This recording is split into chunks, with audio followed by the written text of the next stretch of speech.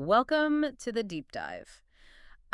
You know our mission by now. We take a stack of notes, articles, Or in today's case, an audio script. Yeah. And we extract the absolute best, most crucial insights. Right. We are cutting through the noise for you. Exactly. We want you to walk away from this conversation feeling like the most well-informed person in the room.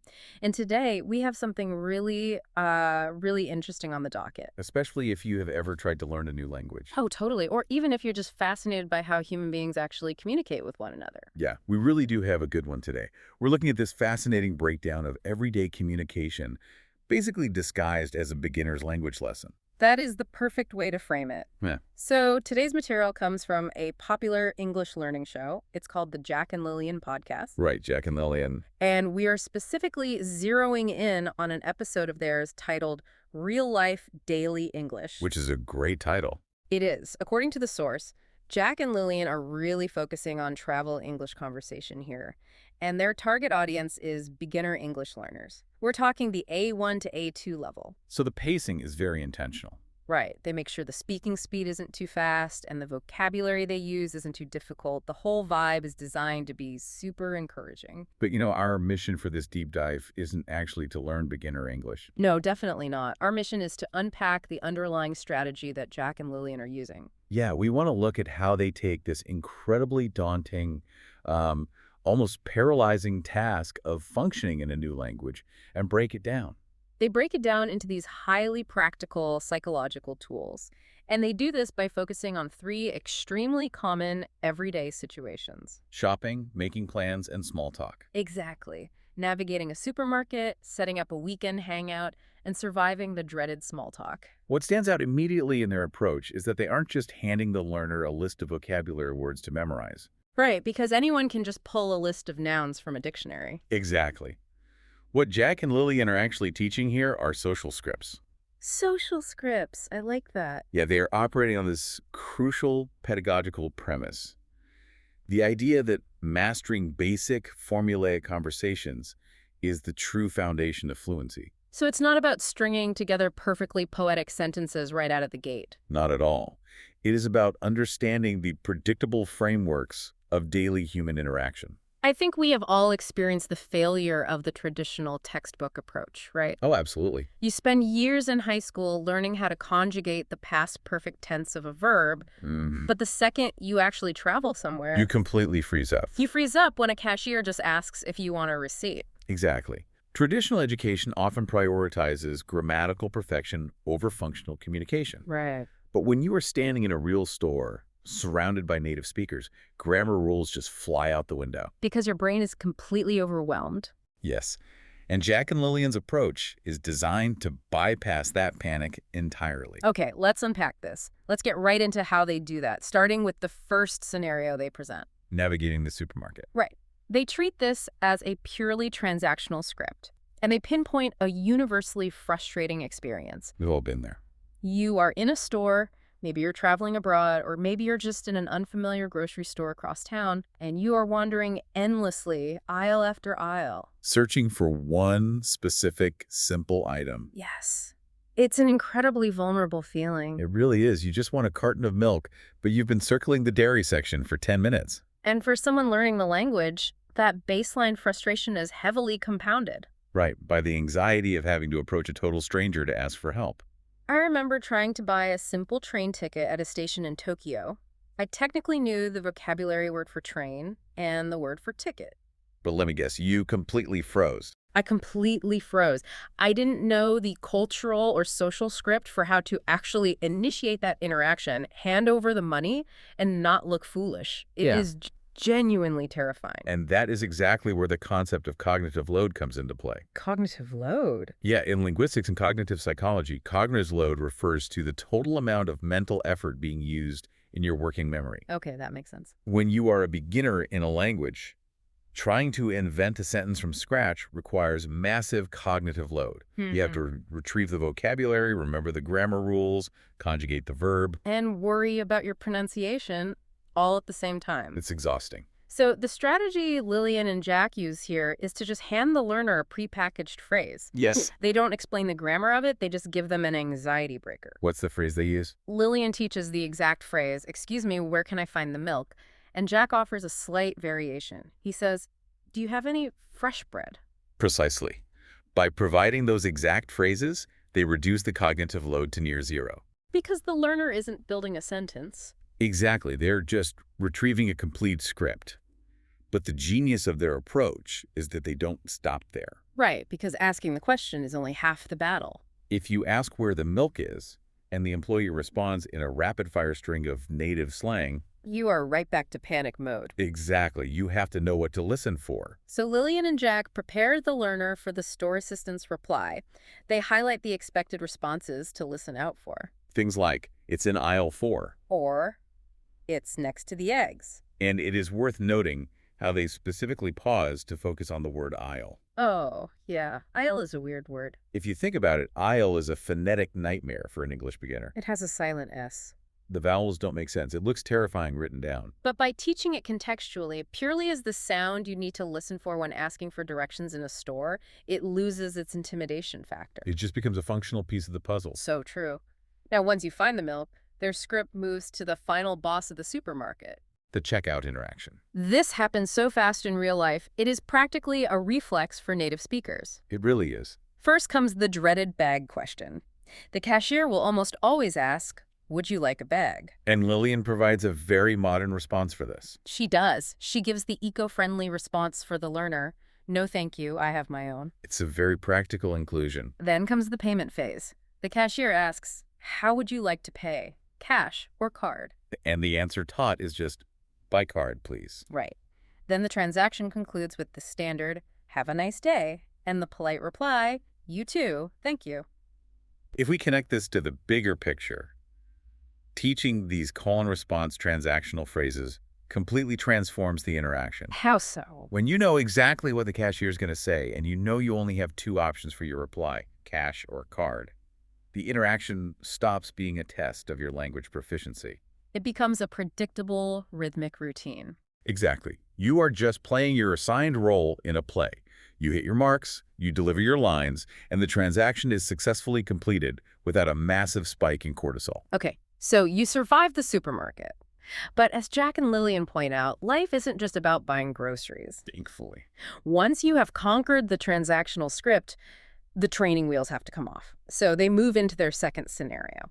Transitioning from transactional English to social English. Yes, specifically, they tackle the art of making weekend plans with a friend.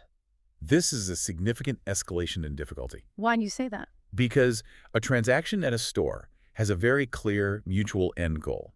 You exchange money for goods, and both parties want it over quickly. Right, nobody wants to linger at the register. But making plans, on the other hand, is a negotiation. It requires nuance, flexibility, and social grace. The opening move they teach is fascinating in its casualness.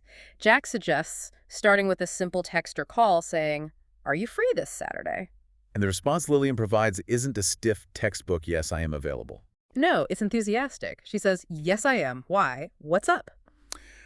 That inclusion of "what's up" is a critical pedagogical choice. It really grounds the conversation in reality. It does. Then comes the invitation itself. Jack gives a few standard suggestions like, "Would you like to go to the cinema?" Standard textbook stuff. But I noticed they specifically highlight and drill down on one phrase. "Do you want to grab a coffee?" Yes. Why make that specific distinction so early in a beginner's journey? Why not just teach, "Do you want to drink coffee?" That is the difference between grammatical accuracy and idiomatic fluency. Jack and Lillian explicitly note in the episode that "grab a coffee" is a very common phrase that simply means "go drink coffee." Right. But teaching "grab a coffee" does something powerful for the learner. If a beginner walks up to a colleague and says, "Would you like to consume a beverage with me?" It's grammatically flawless, but it creates an uncanny valley effect. Exactly. It instantly marks them as an outsider. By teaching "grab a coffee," the podcast is steering the learner toward how native speakers actually converse. It's about signaling belonging and cultural competence, not just vocabulary. Spot on. But I have to ask, I get the appeal of giving someone that cultural shorthand. But doesn't handing a learner a rigid set of lines run the risk of making them sound a bit robotic? That is the inherent danger of scripts, yes. Like, what happens if the native speaker goes off script, or if the proposed plan just doesn't work for the learner? Which is exactly why the next segment of their lesson is so vital. Yeah. A script should be a framework, not a prison. Right. After Lillian asks, "What time should we meet?" and Jack replies with a specific proposal. He says, how about 3:00 p.m. at the Starbucks near the park? Exactly. They then introduce the pivot. They teach the learner how to push back. Lillian says, 3:00 is a bit early for me. Can we make it 4:00? That right there is what separates a good language lesson from a great one. Because it gives them an out. If you only give a learner the vocabulary to agree, they end up trapped. They agree to times that are inconvenient or places they don't want to go simply because they lack the linguistic tools to negotiate. Teaching them how to safely say that doesn't work for me gives them agency. It transforms them from a passive participant in the language into an active participant who can shape their own life. It's incredibly empowering. And of course, the negotiation concludes smoothly with Jack saying, sure, 4:00 p.m. is fine. See you then. The social connection is successfully navigated. So, you've bought your groceries, you've asserted your boundaries, and made weekend plans. That brings us to the final and perhaps most universally dreaded scenario that Jack and Lillian present. Mastering small talk. They frame this perfectly as the elevator script. You are stuck in a confined space with a neighbor or a coworker, and the silence is deafening. Unstructured social time is the ultimate test. It's uncomfortable enough in your native tongue. Right. When you are operating in a second language, the pressure to fill that silence can feel insurmountable. Their solution to this is to identify the ultimate universal icebreaker. It is the safest topic known to humanity. The weather. The weather. Lillian and Jack show the standard phrases. If the sun is shining, you say, it's a beautiful day, isn't it? And if it's pouring rain, you bond over that shared misery with, I'm so tired of this rain. We often mock talking about the weather as being superficial, but linguistically, it serves a profound purpose. How so? It is what sociolinguists call phatic communion. The goal of the conversation isn't to exchange meteorological data. You both already know it's raining. Right, you're both wet. The goal is simply to establish a social bond and signal safety. Because everyone experiences the weather, everyone is qualified to have an opinion on it. That makes perfect sense. It requires absolutely zero vulnerability or deep cultural knowledge, making it the perfect, low-stakes entry point for a beginner. It gets the gears turning, but they also walk the listener through what happens if you want to take it a step further. Right, moving past the weather. Maybe on a Monday morning in that same elevator, they introduce the classic weekend check-in. Oh. How was your weekend? A staple of office small talk. And the podcast provides a nice contrast in the vocabulary for the answers. Lillian demonstrates a relaxing weekend.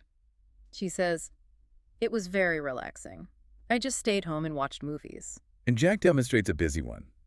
He says, it was busy. I went hiking with my family.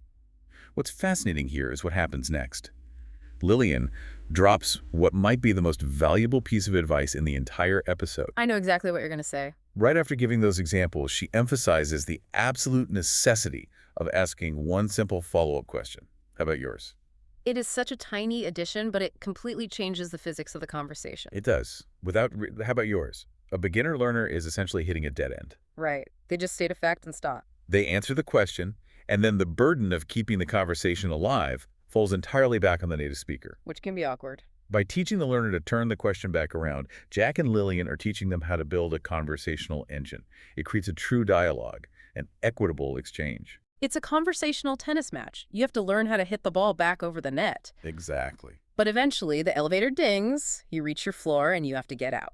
Knowing how to end a conversation politely without being awkward is just as important as knowing how to start one. Maybe even more important. So Jack teaches the graceful exit strategy. Well, I should get going. It was nice talking to you. And Lillian provides the perfect, simple reply. You too.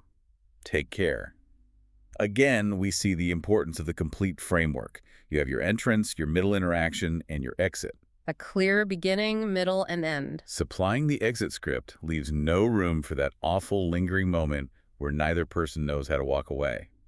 The learner can confidently close the interaction and leave on a high note. So we've broken down their strategy across these three environments. How do Jack and Lillian bring all of this home for their listeners? They do a great recap. They do. At the end of their script, They do a highly curated vocabulary recap, pulling together the core pillars of everything we just discussed. Hitting the key terms again.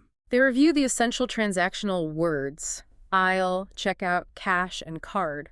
They reiterate the phrases for social negotiation: are you free? Grab a coffee, and that sounds great. And the small talk lifesavers. Right. They remind their audience of those. It's a beautiful day. How was your weekend? And that perfect exit? Take care. It acts as a highly functional toolkit. Yeah. But beyond the vocabulary, what I find really compelling is the homework challenge Lillian issues to the audience right before they sign off. I love this part. She challenges the listener. She says, the next time you go to a shop, even if you are in your own country speaking your native language, try to actively think about how you would say things like, buy card please in English. It's a brilliant way to force the brain to practice retrieving the script without the high-stakes pressure of an actual English-speaking cashier staring you down. It's mental rehearsal. And it ties directly into the core philosophy that Jack shares at the very end. He says, and I quote, "Thinking in English is the first step to speaking in English." That's a great takeaway. He encourages their listeners to practice in their heads, and most importantly, to be brave when the time comes to use the words out loud. It takes immense courage to test these scripts in the real world. But Jack's advice about thinking in English raises a really fascinating psychological question for us to ponder. Lay it on me. If we accept the premise that our internal monologue dictates our external reality, what happens when we change the language of that monologue? Wow, okay. If you are constantly running these English social scripts in your head while doing incredibly mundane tasks, like buying milk or standing in an elevator, how much does that start to shift your actual personality? That is deep. Are we simply learning new words, or are we fundamentally rehearsing a new, slightly different version of ourselves? That is a brilliant question to leave on. The idea that mastering the script for grabbing a coffee might actually be rewriting how you perceive yourself in the world. Something to think about. It really shows that language learning is never just about the vocabulary. It's about human connection. Thank you so much for joining us on this deep dive. We hope you walk away looking at your own daily conversations, no matter what language they are in, with a completely new perspective. Thanks for listening. We will catch you on the next one.